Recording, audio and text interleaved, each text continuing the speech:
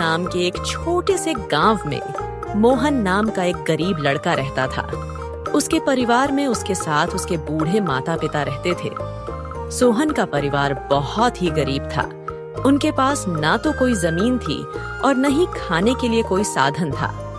सोहन दिन भर मजदूरी करता और उसे जो कुछ भी कमा पाता उसी से अपने पूरे परिवार का पेट भर लेता। यह देखकर सोहन के माता पिता बहुत दुखी होते।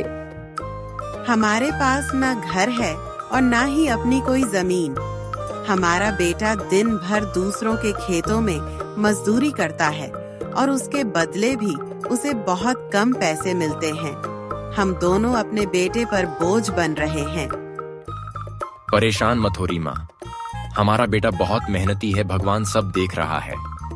सोहन ने कभी किसी के साथ गलत नहीं किया, वह ईमानदारी से मेहनत करता है। उसने बचपन से बहुत परेशानियां देखी हैं, पर उसने कभी हार नहीं मानी। एक दिन हमारा बेटा भी बहुत धन कमाएगा और उसकी सारी परेशानियां दूर हो जाएंगी। सोहन हमेशा सोचता था कि आज भले ही उसकी किस्मत उसका साथ ना दे रही हो, पर उसे यकीन था कि अगर वह मेहनत करता रहेगा तो एक दिन उसका भाग्य भी बदलेगा और उसकी सारी परेशानियां खत्म हो जाएंगी। एक दिन सोहन लालाराम जमींदार के खेत पर काम कर रहा था। लालाराम पास के एक पेड़ के नीचे बैठा था। सोहन अपने काम में लगा हुआ था। तभी उसने देखा कि लालाराम बहुत ही उदास है और गहरी चिंता में डूबा हुआ है। लालाराम को उदास देख मोहन तुरंत लालाराम के पास गया और बोला, क्या हुआ मालिक? आप बहुत उदास लग रहे हैं। मुझे ऐसा लग रहा है जैसे आप किसी गहरी चिंता में हैं।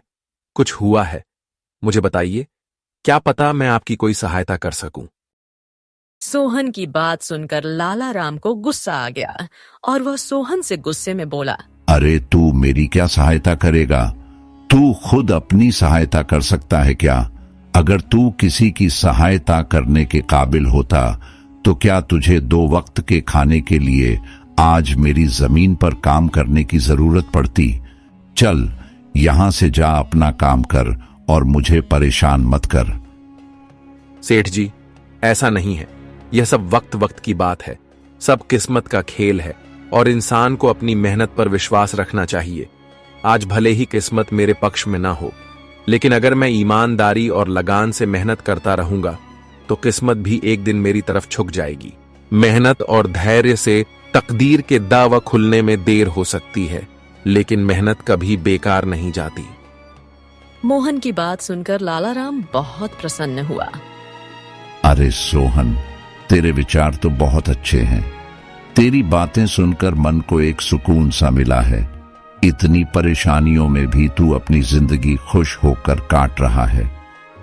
सेठ जी, यह सब मेरे पिता की सीख है।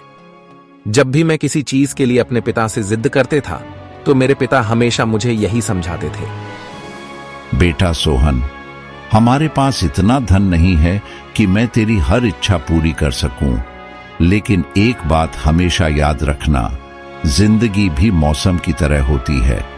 कभी यह धूप की तरह खुशियों से भरी होती है, कभी ठंड की तरह कठिनाइयां लाती है और कभी बारिश की तरह परेशानी आती है। लेकिन जैसे हर मौसम बीत जाता है, वैसे ही जिंदगी के मुश्किल हालात भी गुजर जाते हैं।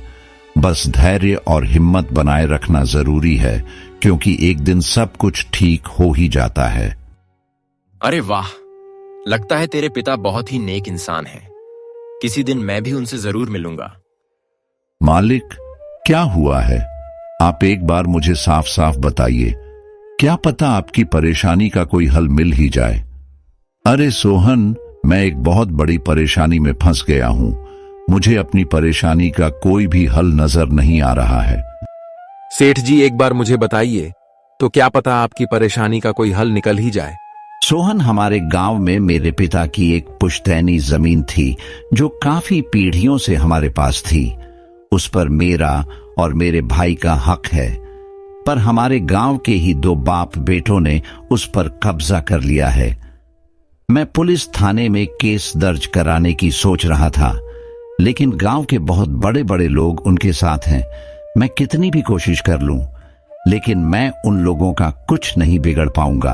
अब तो उन लोगों ने उस जमीन पर खेती भी शुरू कर दी। मेरे पिता की पुश्तैनी जमीन मेरे हाथों से छीनी जा रही है, इसलिए मैं बहुत परेशान हूं। मुझे समझ नहीं आ रहा मैं अब क्या करूं। आप सही कह रहे हैं सेठ जी। अगर आप कानून का सहारा लेकर भी अपनी जमीन को वापस लेने की कोशिश करेंगे तो भी आप उनका कुछ नहीं कर पाएंगे। हाँ सोहन, अब तू ही बता, मैं अब क्या करूं। मैं तो सोच सोच कर परेशान हो गया हूं। मेरी पुश्तैनी जमीन छीनी जा रही है और मैं कुछ भी नहीं कर पा रहा। सोहन ने कुछ देर सोचा और कहा, मालिक, आप चिंता मत कीजिए। हर परेशानी का कोई ना कोई हल जरूर होता है। अगर आप चाहे तो एक तरीका है जिससे आप अपनी जमीन वापस पा सकते हैं। अगर ऐसा कोई तरीका है तो जल्दी बताओ सोहन, वह क्या तरीका है? सोहन ने लाला राम को अपनी सारी तरकीब पूरी तरह समझा दी। तरकीब सुनकर लाला राम मोहन से कहता है, अरे वाह सोहन, तू तो बहुत समझदार है। तूने तो बहुत अच्छी तरकीब बताई है। ऐसे तो मेरी जमीन मुझे जरूर मिल जाएगी। मैं तुझसे वादा करता हूं, अगर तेरी यह योजना सफल हुई तो मैं अपनी जमीन का एक हिस्सा तेरे नाम कर दूंगा। अरे मालिक, आप ऐसा क्यों कह रहे हैं? आप मेरे मालिक हैं। आपकी वजह से मुझे अपने घर के लिए 2 वक्त का खाना मिल जाता है। आपकी मदद करना तो मेरा फर्ज है। मुझे आपकी जमीन नहीं चाहिए। ठीक है सोहन, तुम बहुत नेक इंसान हो। कल से तुम इस काम पर लग जाऊं। सोहन फिर से खेत में अपने काम पर लग जाता है। अगले दिन सोहन जनक और विनोद नाम के उन बाप बेटों के पास पहुंच जाता है जिन्होंने लाला राम की जमीन पर कब्जा कर रखा था। नमस्कार सेठ जी, मैं यहाँ से गुजर रहा था तो पास के लोगों ने बताया कि आपके यहाँ काम के लिए मजदूर की जरूरत है। क्या आपके यहाँ मुझे भी कोई काम मिल सकता है? अरे अरे, कौन हो तुम? तुमसे किसने कह दिया कि यहाँ मजदूर की जरूरत है? यहाँ किसी मजदूर की जरूरत नहीं है। सेठ जी, मैं एक मजदूर हूं। पास के गांव में रहता हूं। काम की तलाश में इधर उधर भटक रहा हूं। हर दिन कहीं ना कहीं काम मिल जाता है। बस उसी काम को करके अपना पेट पालता, कभी खेती कर लेता हूं तो कभी कोई मजदूरी। ये तो ठीक है, पर हमारे यहाँ फिलहाल कोई काम नहीं है। सेठ जी, मैंने तो सुना है कि आप लोग इस गांव के सबसे बड़े जमींदार हैं। आपके पास बहुत सारी जमीन है, इसलिए आपके यहाँ हमेशा मजदूरों की जरूरत रहती है। इसलिए मुझे लगा कि यहाँ मुझे कोई ना कोई काम जरूर मिल जाएगा। अरे भाई, मैंने कहा ना, यहाँ किसी भी मजदूर की जरूरत नहीं है। इसका मतलब लाला राम सेठ आपके बारे में सही कह रहे थे। लाला राम ने हमारे बारे में क्या कहा? अरे कुछ नहीं सेठ जी, चलिए तो मैं चलता हूं। सेठ जी, आपके यहाँ तो कोई काम नहीं है। मैं अपने लिए कहीं और कोई काम देख लेता हूं। सोहन वहां से जाने लगता है। तभी विनोद ने सोहन को रोककर यह पता लगाने के लिए बोलता है कि लाला राम ने सोहन को उन लोगों के बारे में क्या बताया है। अरे भाई, इधर आओ, शायद तुम्हारे लिए हमारे पास एक काम है। सोहन तुरंत उनके पास चला गया और बोला, धन्यवाद सेठ जी। बताइए, क्या काम है? आप जो भी काम बोलेंगे, मैं हर काम करने के लिए तैयार हूं। आखिर बूढ़े माँ बाप का पेट पालना है। अरे सब्र रखो, काम तो हम तुम्हें बता ही देंगे। पहले यह बताओ कि लाला राम हमारे बारे में क्या कह रहा था। सेठ जी, मैं पहले लाला राम सेठ के यहाँ काम करता था, पर वह बहुत ही कंजूस और बदतमीज आदमी है। मैं उनकी यहाँ दिन रात मेहनत करता, पर इतनी मेहनत करने के बाद भी वह मेरी सही मजदूरी नहीं देता था। इस बात पर कल मेरी उससे बहस हो गई थी। फिर क्या हुआ? लाला राम ने हमारे बारे में क्या कहा? जब मेरी सेठ लाल आराम से बहस हो रही थी, तब उसने मुझे कहा कि पूरे गांव में उनसे ज्यादा मजदूरी कोई नहीं देगा।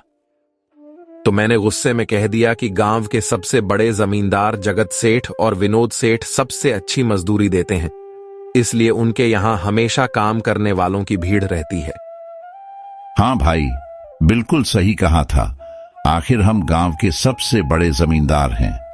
हमारा फर्ज है कि जो भी मजदूर हमारे यहाँ काम करता है उसे उसकी मेहनत के हिसाब से सही मजदूरी मिले। वाह सेठ जी, आपने बहुत अच्छी बात कही। लाला राम सेठ कभी भी आपकी बराबरी नहीं कर सकता। वह तो शायद आपके जितना भी नहीं सोच सकता। जगत और विनोद सोहन की चापलूसी से भरी बातों में आ जाते हैं और उसे अपने यहाँ काम पर रख लेते हैं। चलो अब काम की बात करते हैं। तुम एक अच्छे इंसान लगते हो। हमें अपने खेत पर काम करने के लिए तुम्हारे जैसे ही एक मजदूर की जरूरत है। कल से ही काम पर आ जाना। कुछ दिन ऐसे ही बीत गए।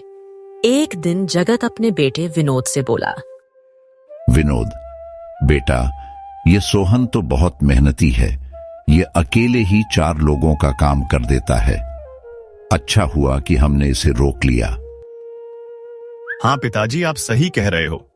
सोहन बहुत मेहनती है। इसके जितना काम शायद ही कोई और करता होगा। यह पूरा दिन यहाँ काम पर अकेला लगा रहता है। सोहन कहीं न कहीं जगत और विनोद का दिल जीत लिया। कुछ दिन और बीत गए। एक शाम जगत और विनोद अपने खेतों का दौरा कर रहे थे। जब वे अपने खेत पर पहुंचे तो देखा कि सोहन इतने देर तक भी काम कर रहा था। सोहन भाई, अब तो रात होने वाली है। तुम इतनी देर तक काम क्यों कर रहे हो? अब घर जाओ और आराम कर लो। सेठ जी, हमारी किस्मत में आराम कहाँ है? घर पर बूढ़े माँ बाप हैं। काम नहीं करूंगा तो उनके लिए 2 वक्त का खाना कहां से जुटा पाऊंगा। घर पर बैठ आराम करने से अच्छा है कि मैं काम करूं। इस तरह मेरा मन भी लगा रहता है। तुम बहुत मेहनती हो सोहन। आज का काम यहीं छोड़ दो और घर जाकर आराम करो। नहीं सेठ जी, इसकी कोई जरूरत नहीं है। मैं काम करने में ही खुश हूं। आप लोग जाइए, मैं ठीक हूं। ठीक है सोहन, फिर हम जाते हैं। जब तुम्हारा मन करे काम खत्म करके अपने घर चले जाना, ठीक है? इसके बाद जगत और विनोद खेत को सोहन के भरोसे छोड़कर चले गए। अगली सुबह जब विनोद और जगत अपने खेत पर लौटे तो देखा कि वहां पुलिस खड़ी है। पुलिस को देखकर दोनों दौड़ते हुए आए और पूछा, क्या हुआ थानेदार साहब, आप यहाँ क्या कर रहे हैं? क्या यह जमीन तुम दोनों की है? हाँ थानेदार साहब, यह जमीन हमारी है। हमारे पास इसके कागजात भी हैं। फिर तो तुम दोनों को ले जाकर जेल में डालना ही पड़ेगा। यह क्या कह रहे हैं थानेदार साहब? हम कुछ समझे नहीं। आप क्या कहना चाह रहे हैं? अभी तुम दोनों बहुत अच्छे से समझ जाओगे। वह देखो, तुम्हारी जमीन से क्या निकला है। थानेदार के कहते ही दोनों बाप बेटे जब पलट कर देखते हैं तो वहां उनकी जमीन में एक लाश दबी हुई थी जिसमें सिर्फ कंकाल बचा था। यह देखकर दोनों बाप बेटे डर जाते हैं। थानेदार साहब, यह किसकी लाश है और यह हमारे खेत में कहां से आ गई? अब बहाने मत बनाओ। पहले लोगों को मारो, फिर उन्हें अपनी जमीन में गाड़ दो, और अब कह रहे हो कि यह क्या है। नहीं थानेदार साहब, हमें नहीं पता कि यह सब क्या है। यह लाश यहां कैसे आई, हमें कुछ नहीं पता। अब झूठ मत बोलो। अगर फांसी नहीं हुई तो कम से कम तुम दोनों को उम्र कैद की सजा तो जरूर मिलेगी। फांसी और उम्र कैद की बात सुनकर दोनों बाप बेटे डर गए और थानेदार के सामने गिड़गिड़ाने लगे और बोले, थानेदार साहब, हम इस लाश के बारे में कुछ नहीं जानते। हमें नहीं पता ये लाश किसकी है और इसे यहाँ कौन गाड़ कर चला गया। इस मामले से बचने के लिए दोनों ने कुछ तरकीब सोचनी शुरू की। तभी सोहन वहां आ जाता है। अरे सेठ जी, यह पुलिस यहाँ क्यों आई है? क्या हुआ है? सोहन, देखो, पता नहीं कहां से हमारी जमीन में यह कंकाल आ गया है। मालिक, ये कंकाल यहाँ कहां से आ गया? ये तो बहुत गंभीर बात है। हाँ सोहन, पता नहीं यह कंकाल यहाँ कहां से आया है और थानेदार साहब को लगता है कि इसे हमने यहाँ मारकर गाड़ा है। अब तू ही कोई उपाय सोच जिससे हम इस परेशानी से बच सके। तीनों को आपस में खुसर फसर कर करते देख थानेदार ने कहा, अब कोई तरकीब मत बनाओ। तुम दोनों बाप बेटों में से कोई एक तो जरूर जेल जाएगा। अब तुम ही तय करो, जेल कौन जाएगा? थानेदार साहब, थोड़ा सा समय दीजिए, हम तय कर ले कि जेल कौन जाएगा। बस 5 मिनट देता हूं, जल्दी से फैसला करो कौन जाएगा जेल। सोहन, जगत और विनोद थोड़ी दूरी पर जाकर बात करने लगे। देखो मालिक, दोनों के फंसने से अच्छा है कि कोई एक फंसे। अब सोचिए कौन जाएगा। हम दोनों में से कोई भी जेल नहीं जाना चाहता सोहन भाई। कोई उपाय सोचो जिससे हम दोनों इस मुसीबत से बच सके। मालिक, एक बात कहूं, इस कंकाल को देखकर ऐसा लगता है कि इसे काफी महीने पहले जमीन में दबाया गया होगा। विनोद फांसी की बात सुनकर पहले ही डर गया था और सोहन की बात सुनते ही उसने फटाफट पूरी कहानी सोहन को बता दी। देखो सोहन भाई, सच कहूं तो यह जमीन हमने कुछ महीने पहले ही लाला राम से हड़प ली थी। विनोद की बात सुनकर मोहन ऐसा दिखाने लगा जैसे उसे कुछ पता ही ना हो। क्या कहा मालिक? आपने यह जमीन हड़पी थी? मुझे कुछ समझ नहीं आ रहा, जरा साफ साफ बताइए। विनोद ने जमीन हड़पने की पूरी कहानी सोहन को बताई। पूरी कहानी सुनने के बाद सोहन ने कहा, मालिक, मेरे पास एक तरकीब है जिससे सांप भी मर जाएगा और लाठी भी नहीं टूटेगी। जल्दी बताओ सोहन भाई, क्या तरकीब है? तरकीब बताने से पहले मुझे ये बताइए कि आप लोगों के लिए क्या ज्यादा जरूरी है, ये जमीन या आप दोनों की जान? सोहन, इसमें पूछने वाली कौन सी बात है? हमारे लिए जमीन से ज्यादा हमारी जान प्यारी है। तो एक काम कीजिए मालिक, आप सबसे पहले जाकर थानेदार को बताइए कि यह जमीन सेठ लालाराम की है। आप उनसे बोलिए कि हमने तो कुछ महीने पहले ही यह जमीन बस काम करने के लिए उनसे ली थी, बाकी का काम मैं संभाल लूंगा। अरे सोहन, लेकिन इससे तो हमारी जमीन हमसे छिन जाएगी, फिर क्या होगा? नहीं मालिक, शायद आप मेरी तरकीब समझ नहीं पाए। जब आप थानेदार को बताएंगे कि यह जमीन सेठ लालाराम की है, तो पुलिस किसे गिरफ्तार करेगी? सेठ लालाराम को। और जब लालाराम जेल चला जाएगा, तब आप लोग फिर से जमीन पर कब्जा कर सकते हैं। इससे आप लोग भी जेल जाने से बच जाओगे और जमीन भी आपके ही पास रहेगी। सोहन की तरकीब सुनकर दोनों बाप बेटे दंग रह गए। वाह सोहन भाई, तुम तो बहुत होशियार हो। आज तक तुमने हमें अपने काम से खुश किया था, अब तुम्हारी बुद्धि हमारी जान भी बचाएगी। इसके बाद तीनों थानेदार के पास गए और मोहन ने जो कुछ कहा था वही बात दोनों बाप बेटे थानेदार से कहने लगे। थानेदार साहब, यह जमीन हमारी नहीं है। हमने कुछ महीने पहले ही काम करने के लिए यह खेत लाला राम सेठ से लिया था। वाह, जब खुद फंस गए हो तो अब किसी और को फंसाकर अपनी जान बचाना चाहते हो। ना साहब, अगर आपको हमारी बात पर यकीन नहीं हो रहा तो आप सोहन से पूछ लीजिए।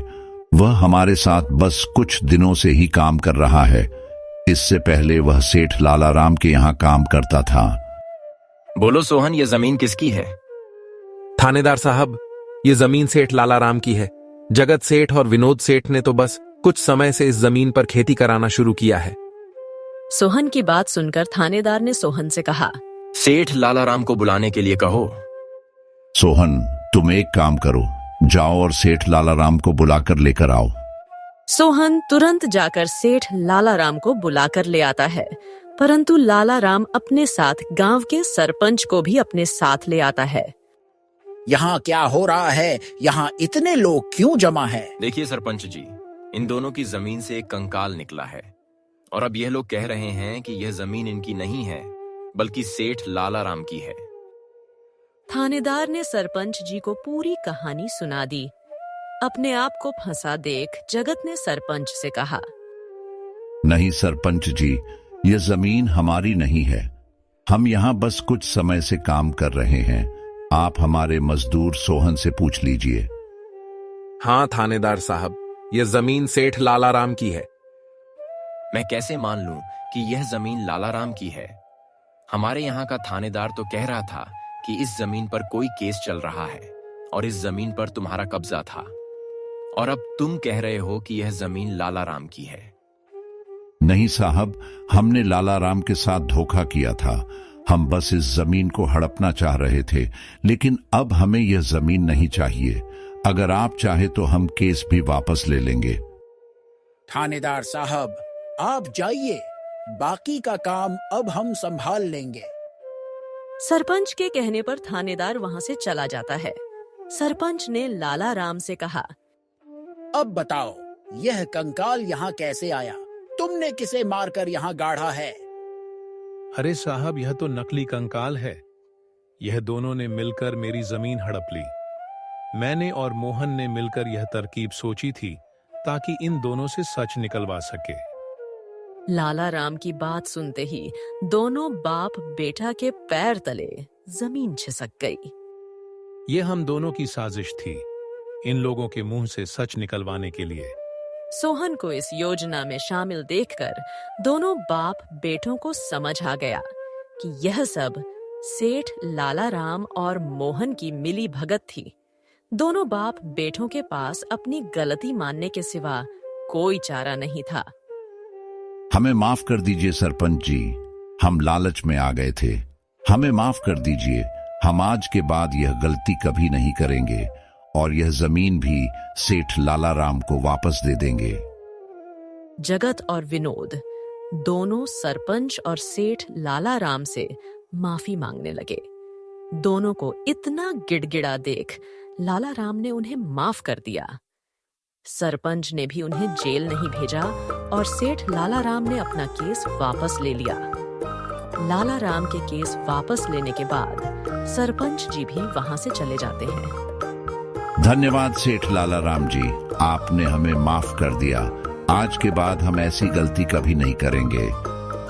ठीक है जगत, कोई बात नहीं, मैंने तुम्हें माफ किया। बस याद रखना कि एक जमीन के टुकड़े के लिए तुम अपनों के साथ कभी गलत नहीं करना।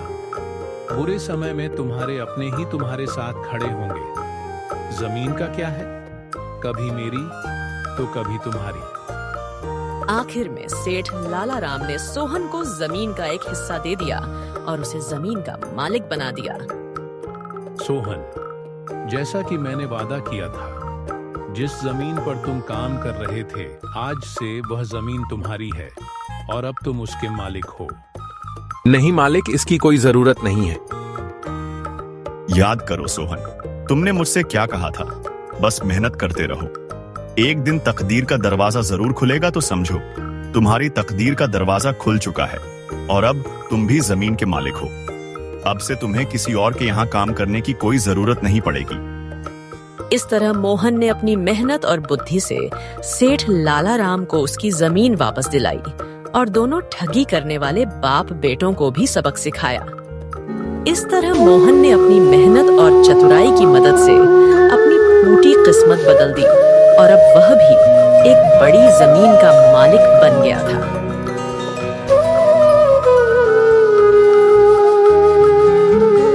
हेलो दोस्तों, स्वागत है आपको हमारे YouTube चैनल में। अगर आप कार्टून का वीडियो देखना चाहते हैं तो आप हमारी वीडियो को लाइक करके चैनल को सब्सक्राइब जरूर करें।